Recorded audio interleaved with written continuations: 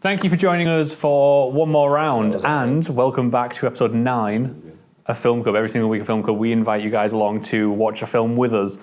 This week, we've been watching Star Wars The Force Awakens. I am one of your hosts, Andy Harrison. To my right, Chewbacca. The light inside was all.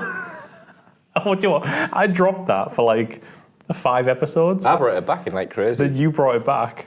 Yeah, just because I thought you might be really like enlightened by it. So this week we've been watching Star Wars Episode 7. Yeah, my name's Andrew Donaldson. He didn't actually. Did I not do that bit? No. I do apologise. I'll have my low third, thank you. So this week, Star Wars Episode because 7. Rogue One's coming out a week on Friday, and we couldn't wait to talk about something Star Wars related. So we thought we'd start with like the most recent one, catch everybody up, and then when Episode 8 comes out, we can talk about Episode 8. Yeah. Episode 9 comes out, and talk about Episode 9. What have you bought your ticket? No. I have. Rogue One. Yeah, IMAX, Newcastle, gallery seats. We get the comfy double seats or single seats at back, unlimited like nachos, popcorn, everything like that. Nice. Yeah. So just a brief over Force Awakens. Anyone else hasn't seen it?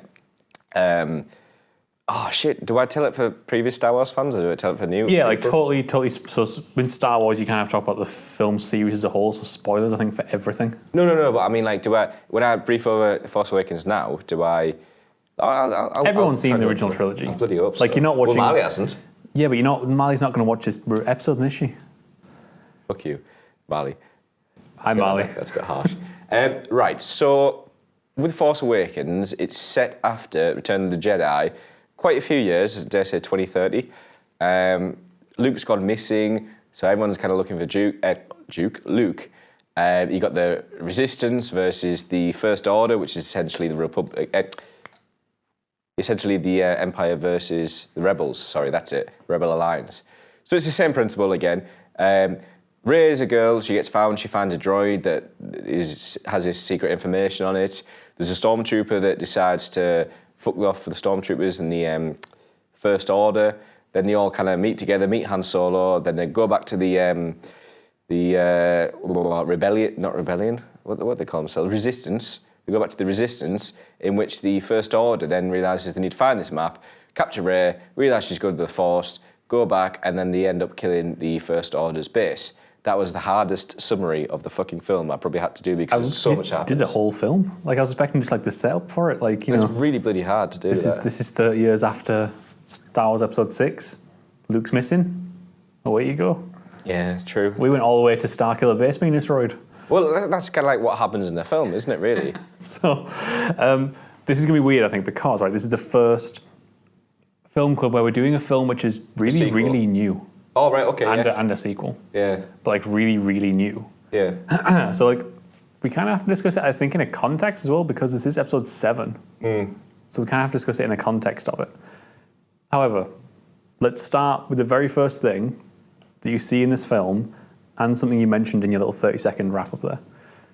The title crawl starts. Oh, it's amazing. Right? So Episode 7 comes out. We haven't done a Star Wars since, like, 2004, 3? 4, something like that, whenever Revenge of the Sith came out. We haven't had a Star Wars since then.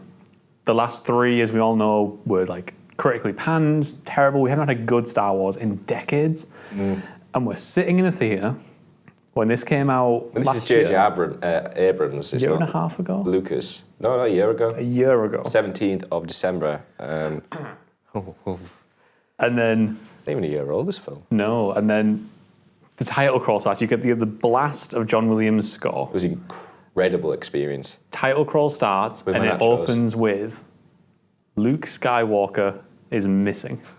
And, like, immediately I was like, ooh. I know. As with any Star Wars films, when the front text scroll comes, you're like, oh, get in and watch the Star Wars. But with this, because there was so much build up to this film, it was marketed superbly. And when you were finally down the cinema, watching it, I saw it twice. It's like, I would have seen it again, but I can't remember why. And you're there, and the front crawl comes, and you are just genuinely like, holy shit, I can't wait. And you see, like you said, you read through and it's like, what's happened in this time? So he's missing. I mean, do you really know the time period? Does it say set after so and so? No, all we know is that, like, happened to Luke? What There's happened been to some period after Revenge of the Sith, and then enough time for Luke to go Kylo missing. Ren Yeah. to exist like that. Yeah, but you that's find all that we know. later on. I'm asking like from the actual first experience of the front I think so. text. But yeah, that was really exciting. Because like that to me said, this is Star Wars back on track. Yeah. That's like, forget all the Anakin Skywalker, like, Sith. yeah, forget all the prequel stuff with like Jar Jar and Trade Federations and all that stuff. Federations. This opening line said, Luke Skywalker is missing. And So like, the main set it principle up. is that one of the main characters of the whole series, Luke Skywalker, maybe not the prequels, but like the Skywalker image, that made it's focusing on the fact he's missing, as opposed to you don't have to deal with trade treaties, you don't have to deal with well, I suppose they're always kind of war and everything like that, but in this case, yeah, well, I just say that they're at war with each other, but Yeah, but like the first thing is he's missing. Right, this is a quest to find Luke. You immediately have that, and that was brilliant. That was cool. It's awesome because like George Lucas, for all like the shit he gets, he always said that the Star Wars saga is about the family troubles of the Skywalker family, and that just again just like Up until just now. put everything back on track. Up until now. Up until now. Well, it's the bit is Skywalker's family troubles, but Rey's not Skywalker. But we'll go into that. We're not. Maybe not. No, she's not. She's a But- Kenobi. We know that like at least here. Luke's gonna be part of the next episode, Yes. so like he is gonna continue this ongoing saga. And he might be a mentor father anyway. So straight after the text crawl, I don't know how you say it. What I love in just as every Star Wars film, it cuts to space where a huge spaceship goes past a planet, cuts off that planet. Then you have these ships come out. Lovely homage land to the ships. opening of It's amazing. A New Hope as well. Yeah. Because New Hope obviously you starts got the with blockade runner, you the got Alderaan. planets and the what's the big pointy ship called? Star Destroyer. Yes. Star Destroyer comes over. And it's And that's firing like- at the blockade runner, isn't it? Visually, it's like this is this huge impending thing, like overshadowing this tiny little ship, and then this just parodies it wonderfully. Yes. With like Yeah, this yeah. huge ship just blocking out this planet. And then you have this lovely shot of the craft come round, and then the camera like almost pans it as if you're there in space watching it go by. Then you cut straight into the stormtroopers. And it's like something out of an action film, like something off Alien with the flickering lights and all that. Then suddenly they come on, the land and everything, all this fucking stuff happened. I always is like that what- straight? Have you seen what people have been paralleling that to? Go So on. you know when like all the stormtroopers are lined up in Yes, the ships yeah, as they're yeah. landing? The opening of Saving Private Ryan. That's a brilliant shout. Yeah, that is a brilliant. When they're all there, and you can like almost feel like a bit tense, or at least I can. 'Cause Saving Private Ryan is insane. Like they're throwing up, they're just there standing forward. But the rustling like this, there's movement. Yeah, that's good. There, I don't know why I didn't realise that. That's brilliant. So sorry, carry on. Yeah, and that was just brilliant how it did that. It was nice to see that kind of perspective because you just saw I was thinking about this when I watched it today. You just see the stormtroopers in Star Wars just rush in, like in A New Hope. When they come through and they breach through the blockade runner and they just come in, dying through the door. But in this case, you see them prepare like before the fight, and that was really an interesting experience to see. Yeah.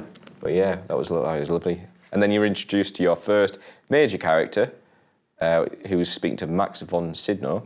Is that pronunciation correct? Paul Yes. Dameron, who's Oscar Isaac. Was BB-8 not? No, BB-8, sorry. Take that back. BB-8 is the first character you see who's looking up and zooming, obviously. Because I actually noted that in my head. I was thinking, is BB-8 the first character you see? And then I just completely went past that in that speech. Take that back. It's BB-8. Who's the first character you see in A New Hope? R2 R2 and C-3PO. is when they're going down. Yep. It's just because, yeah. Same thing. Like That was lovely. I know this film gets Sorry about this film gets shit all the time for basically being A New Hope again. We'll come on to that later on, but yeah, go on. But I think that this is A New Hope again in a good way. Which is a massive thing I like to speak about. But Do you want to leave that till later? I would, because I think it's a major point of the whole film. Stay tuned. Cool. So, it's been a while since I've done that. I don't know where to start because normally, it's quite nice to have some structure with all this. But have you done anything, by the way? Tell me. Yeah, it's going. Oh, good. I think the best thing for us is chronologically. So Yes. start with Poe Dameron. Yeah. So, I love Paul Dameron. I love Oscar Isaac. Sorry. And I think he's a brilliant actor. It was lovely when he was getting cast as well to see him how he is. And you got Inside Llewyn Davies that you love. You have Ex Machina, which is something I'll go on a bit because Dominic Gleeson's in that. Ex Machina. Is it Machina? Yeah. Oh, sorry. Ex Machina. Don't apologise to me, apologise to them. But yeah, so he's cracking in it, and I love the enthusiasm when he meets John Boyega, Finn, later on, and when Finn makes that shot, and he goes, "Did he say that? Yeah, I saw that." Or there's a lovely part when just before when Finn takes him into the room, he goes, "I'm getting you out. I want out with this and all this." And Finn goes, "You need a pilot. I need a pilot." The chemistry is really good. Yeah. And later on, "That's my jacket." "Oh yeah, yeah." So it was nice to see that. Paul Dameron is brilliant. I realise I'm moving on to characters now, aren't I? Really, as opposed to chronology. Yeah, we don't have to go through the whole story. Like the characters are kind of a big thing because this was basically the series saying, here's the cast which is going to see you through a new trilogy. Exactly, which is again something we'll move on to. But yeah, so then you got like John Boyega, absolutely amazing. He actually did really good in regards to the comic relief in this film. I'm trying to think. There's a particular scene later on. For example, the trash compactor part. Oh, he's like, "Who's big now? I'm in charge. I'm in charge." Phasma at the end of the film and all this. He does really well in like BB-8 and stuff like that. Go on. We're on to one of my problems with this film. The comic relief, really. It's the comic relief. Well, I think that's J.J. Abrams that like coming through, and I think it's really well done. I think like 60% of it is well done. Then there's the 40% which break the fourth wall. Why are we breaking the fourth wall? Well, like what? The one that always comes to mind is when they've gone to rescue. We're jumping way ahead in the film now, but when they've gone to rescue Ray, and she's climbing up in the background. Oh, and he's going. Yeah, and the hand starts going. Yeah. And then Finn's gag is, "What's this? Why are you doing this? I'm trying to talk to you. Why are you doing this?" Like, for fuck's sake! Like, we get it. Even in real life, if someone's doing that to you, you know what's going on. You know someone is pointing at something, and it's just so fourth wall breaking. Like it takes you out of the fact that this is a film, and Star Wars had never had that episode. I suppose, with the fact that Star Wars I was saying earlier before we started recording that I had trouble writing notes down because I was I love Star Wars, which I guess is what you come into when you do that. Then when you do something like that, it takes you back to the fact, yes, I'm here watching a movie as opposed to doing that. Yeah, I think it's really dated humour as well. I think in like 10, 15, 20 years. Or people will be like this going, cringe. That's going to be cringe. That's going to be old humour. Yeah. I think it's going to really, really date the film. But there was some good humour, I thought. There is. And I thought BB-8 is full of good humour. It's brilliant with a lighter flick like that. That was brilliant when I watched that. It was cracking. And then you got Chewie like, something goes, "I don't know." I love it when Chewie's getting bandaged up towards the end. Yeah, it must be ready. It's oh, you must be very brave.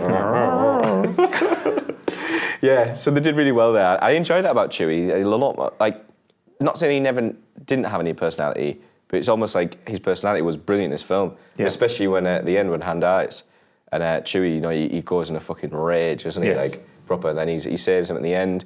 I love Chewie in this film. He's a very underrated character. Yeah, I genuinely thought he was going to die instead of Han. And everyone said Han Solo's going to die. I thought it was going to be Chewie. I think Chewie is in the same category as R2-D2 and C-3PO in that we can do Star Wars films the next 50 years and those characters can always be in it. Iconic. Because someone else can just like go under the mask, someone else can just like slip into the droid sort of thing. So whenever like you look at Harrison Ford and Carrie Fisher in this film and Mark Hamill. Well, Mark Hamill not so much. Towards the end, And it's great seeing them back. Like I love the fact they managed to get those guys back so much. Like it's crazy that they haven't been in Star Wars films for 30 plus years and they come back for a sequel. Yeah. It's amazing. I love that so much. But you can see that like their acting has altered slightly. And like Carrie Fisher has like a completely different voice. Yeah. So it's great having someone like Chewie there who was a key character in the original trilogy. Like when Han and Leia are first meeting, and it's Chewie that goes over and breaks the ice, like hugging Leia. That's great. That's really quite interesting how you said that, like the difference. But moving on to characters, Daisy Ridley smashed it for me. Her facial expressions are amazing in that film. She carries so much in those, like kind of facial contortions and stuff. I loved it. I really like Daisy Ridley. Do you want to know what my fiancée said while watching it? It better not be bad, Natalie, especially about Daisy Ridley, but go on. You went, she overacts a bit, doesn't she? Fuck. Apparently she was under a lot of pressure. She really quit, during the filming. Oh, it doesn't surprise me. It's a big role to take, isn't it? Yeah, really? it's like probably the biggest role someone can hand you, trying to revive Star Wars. Yeah. Crazy. But she did fantastically well. I think she's great. Across the board, I love the whole new cast. This is something which could have gone so wrong. Yeah. Like, Finn could have been a pain in the arse. Yeah. He did really well. Poe could have been like a cocky bastard. But he's quite like modestly not cocky, is he? He's good. Yeah. Well, you know what everyone's been saying since. Apparently, Poe's character was meant to die in that crash. Really? But because Oscar Isaac was so like good and like when they liked him in the role, they kept him alive. Oh, nice one. Go on here. Apparently, yeah, probably because of the chemistry with John Boyega as well. It was superb. I just wanted to see more of that. Yeah. Yeah, so like across the board, they're all so good to watch. I'm so like, if this is them saying, here's the cast which are going to take you forward into a bunch more Star Wars films, I'm on board with those people. Which kind of brings us on to the cast. Daisy Ridley was superb. She was one of my favourite parts about the whole film. Where are my notes? Right, so there's John Boyega, there's Daisy Ridley, there's Dominic Gleeson, who was super. When he's delivering that speech, his Hail Hitler speech. Oh, it was fantastic, and it really reminded me. There's one part of it, and I'm sorry, you just said to Hail Hitler, but there's one part where it reminds me of Winston Churchill's speech. You know, fighting the beaches. Yes. And then he goes. There's one part where Gleeson, I can't remember the exact words. I do apologise. But his tone of his voice is so da da da da da da like that. Then he carries on, and I thought was like he must have rehearsed that speech so fucking much because that was Dominic Gleeson was fantastic that speech. Like throughout the whole film, but that fucking moment was brilliant. I love that he has this back and forth with Ren as well. Who we'll get onto in a second, but they have this back and forth where like they're almost like children competing for father's attention. Yes. It's so funny when like they keep kind of battering up against each other. It's like, oh, so-and-so's fault. So-and-so, like when he comes in it, Ren thought it'd be best to get rid of it, right? But Kylo Ren as well. So Kylo Ren. Adam Driver.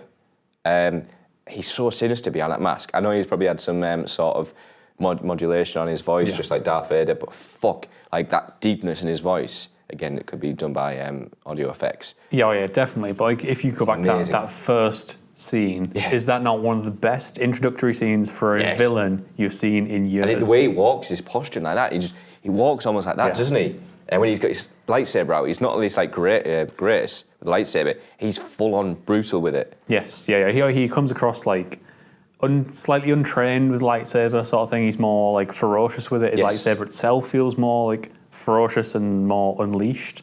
But when he takes... Go on, sorry. No, sorry, you go first. I was going to say, when he takes his, mask off, you see not only the true, not true acting. Sorry, I just need to get my breath there. You not only see like the true part of Kylo Ren, how he is, he's got emotions about him. He's, as much as he wants to hide it, he is, like Daisy says, he's scared. Ray says, he's scared. He's got a lot of things. Well, not just fear. It's like there's a lot going on in his head. Just many things. He's like there's a lot on his mind. Put it that way.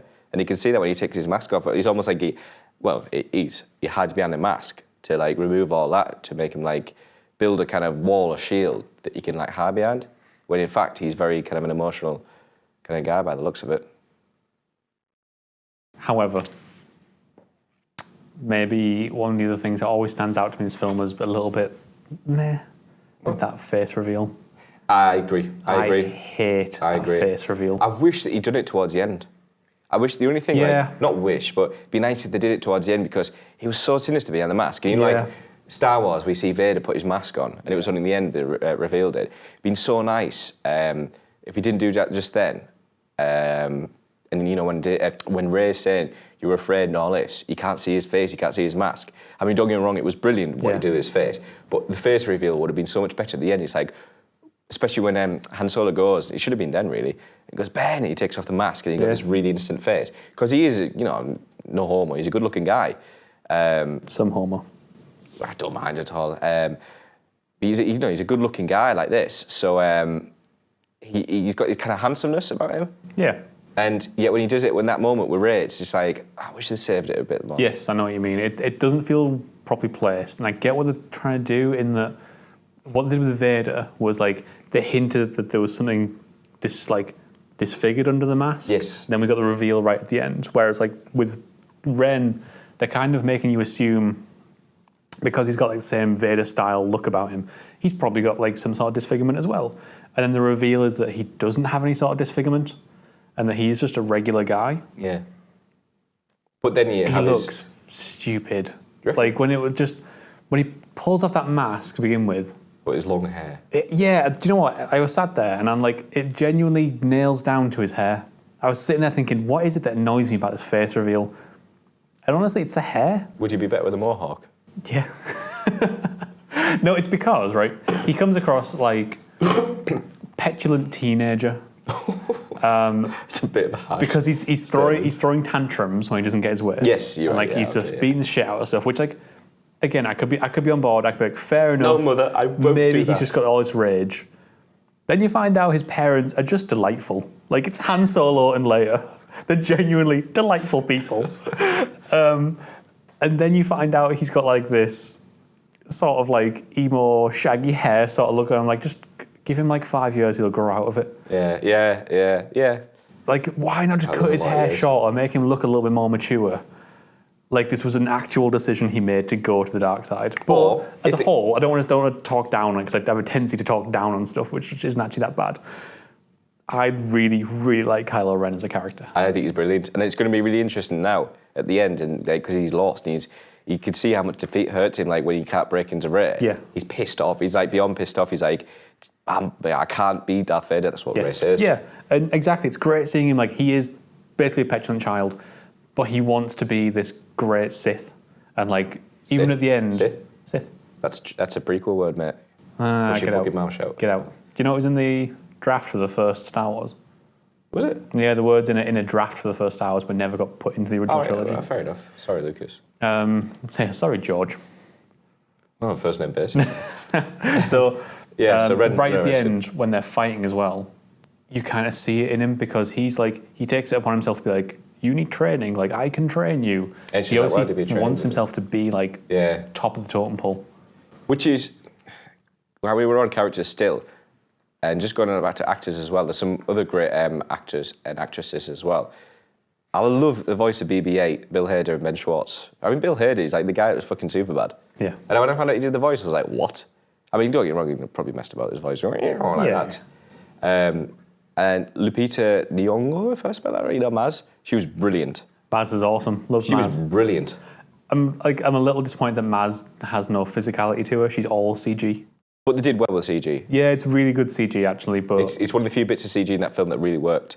I just would have loved it if we had another Yoda puppet style thing. Yeah. I tell you what, the puppetry in this film was amazing. Awesome. Like, you know, in the sand, when BB-8's going across and there's a thing going out the sand, or... The fact that BB-8's a real droid. Yeah, like, it's a real thing. And, like... It would be for... The intro sequence where, like, all the stormtroopers are real stormtroopers, they're running down, like, all these ships, and, like, the ramps they're running down are all real ramps. The village are in a real village, like... The weird creatures that Rey lives with are real creatures. Yes, yeah. They just nailed all the practical effects on this. There's a couple of CGI kind of aliens, but even the CGI ones are really good. Like, there's one in Fear at the start when the stormtroopers go in, and he's like kind of very CGI. But like Simon Pegg, they did class with Simon Pegg. Yeah. Quarter portion. Is that a good impression? Which is 1/2 portion. Daniel Craig as well. Obviously, his cameo. Everyone knows that. One of the real things I love about this film, it's one thing we mentioned about Star Wars: the use of British talent. Up the fucking British. But, weird, mate. John Boyega, Daisy Ridley, Dominic Gleeson, Gwendolyn Christie did Captain Phasma. I think she did really well. And obviously, like I said, the others... Brienne of Tar? Sorry? Brienne of Tar. Brienne of Tar, Game of Thrones. And the ones I mentioned there, I love how it's incorporating British talent. And it's funny, actually, John Boyega, Finn, has an American accent in it, and yet... he does actually really well, I think. Yeah. I could be wrong, I might do it. Going to something about sounds with regards to BB-8, what I really like about it, in contrast to R2-D2, is obviously everyone knows BB-8's voice is the curvy, pitchy, kind of shifty, like a like that. And everything's like just a modulation, a pitch shift on a keyboard. It's like you go for like that. That's BB-8, and it kind of like it correlates to the fact that BB-8's a spherical body. So that everything's kind of round like that. It goes like that, whereas R2-D2, apart from the dome on his head, but even though like BB-8 can move all the way like that, whereas R2-D2 has to move forward, move left, move right, and his voice rolls beep, beep, beep, beep. So it's like binary, it's ones and zeros. It's it's really cool. I like that. Yeah. So it was really well done, BB-8, and that character development there. That's cool. So I really enjoyed that. Did we to read you my drunk notes? Oh, God. So I came in last night after the Borough match up the Borough, and I had a few beers, and I started watching Star Wars, but I fell asleep straight away, but I did put these notes down. This first one's a good reference. So Starkiller Base, which is, I have a problem with this, it's one of my main problems with The Force Awakens. Coming on in a second, Starkiller Base, Luke Starkiller's original name for Skywalker. So they must have made a reference there. Now, here we go on to Drunken Notes. Style, question mark, Death Star. Reference plus size, question mark, point made, fella. Did you give yourself a compliment? I don't know. Notes? I don't know. I don't know if that's like a point made towards Abrams. Anyway, the next group of notes is Luke, disappeared. I might be on about the opening scroll thing. First thing, destroy. Leia gain help. Juxtaposition. Grey Jedi. I don't know where the fuck I was going with those notes. Honestly, I'll just read them again. I read them this morning. I was in hysterics reading them. So I have no idea what they do, what they mean, sorry. A couple of other things I mentioned, Damon, is Leia and Han, like the similarities between the two, is early on, when they're going to Maz's place, Han's like, don't stare. And, you know, both of them like, oh, what? And he goes, I think anything or all of it like this. And there's one previous before where Leia goes, don't do that to Han. And he goes, what? And he goes, anything. So I like how they're both characters, you know, that you can tell that they were, you know, they have that chemistry together, you know, in the past. Before we kind of bolt past it, can we just take a minute to talk about Han Solo? Oh, yes. The fact that Harrison Ford came back for it. I know he didn't want to do this. He hated. And I think did an incredible job. Yes. He put his, like, fucking, despite everything, heart and soul into it. I think like, Carrie Fisher with Leia is a bit like, like, she doesn't quite feel like Leia to me in a lot of ways. I hope she does in the future then. I mean, like, I always have to watch it and assume that is Leia with a lot of development, a lot of stuff happened to her. She has changed a lot. Han still feels like Han. Yeah. And, like, he totally nails it. 12 parsecs. No, it's really well done. It's really well done. Like, my favourite line from that entire film is when he finds out on Starkiller Base that John Boyega doesn't know what the hell he's doing. Takes him against the wall. Yeah, and he goes, oh, I'll use the Force. Yeah, the Force isn't like that. That's not how the Force works. I really enjoyed that, yeah. So good. That was brilliant. Right, a couple of other things. Are we with my notes? I'll go off my head. One point I like to do, so everyone, it's something, you know, we'll say we'll come back to you, stay tuned sort of thing, is the fact that it's so much like, obviously, New Hope. And my dad, for example, really didn't like this film for that reason. It was like, oh, it's just like remade A New Hope. And I was like, yeah, Dad, there's so many points about it. What I love about it, I feel like it's a great homage to the original Star Wars trilogy, especially New Hope. All these references, the chess table, when Boyega's taking stuff out, Finn's taking stuff out, and he sees that the blaster, where Luke is like that. There's so many references. Everyone knows the references. If you haven't, you'll know. And what I think is really cool is it's saying, yes, we acknowledge the original Star Wars, but this is now how we're doing it, and it sets up the trilogy so well, just like the characters. This is your new characters. This is your new, the start of your new trilogy. Be excited, you know, get prepared for it. And I think it did it really well. The downfall is I was pissed off they're using another fucking Death Star. Though it's bigger and all this, I was well pissed off about that. I'd rather, oh, this is a good point, right? So if you haven't played the game, Knights of the Old Republic, go at that right now, because it's that good of a game. I don't want to spoil the end, I'm just going to speak about it in a second. So anyway, at the end, I just realised that anyway, at the end of Knights of the Republic, you find out that the main super weapon is just a factory that gets the sun and makes loads of... You have played it, haven't you? Yeah. Oh, so you know, it makes loads of droids. I forget what they call it, the Star Factory, the Star Thing Factory. It's been a long time. And it makes loads of droids, so you know that endless amount of people. It'd be nice if it had something like that as opposed to another planet killer and stuff like this. Yeah. Or a super weapon that is a person. Yeah. I agree. I think the Starkiller Base is a step too far. So you can take your hands away now. I think... You're right. Like, people forget how very similar most films are in some respects. A lot of Hollywood film, anyway, is very, very similar. The classic thing everybody learns is that there's only 7 types of stories you can actually tell. And I think the problem with this film is that it highlights those steps a little bit too easily. Everyone's too familiar with Star Wars New Hope. Everyone highlighted exactly where they were paralleling certain things.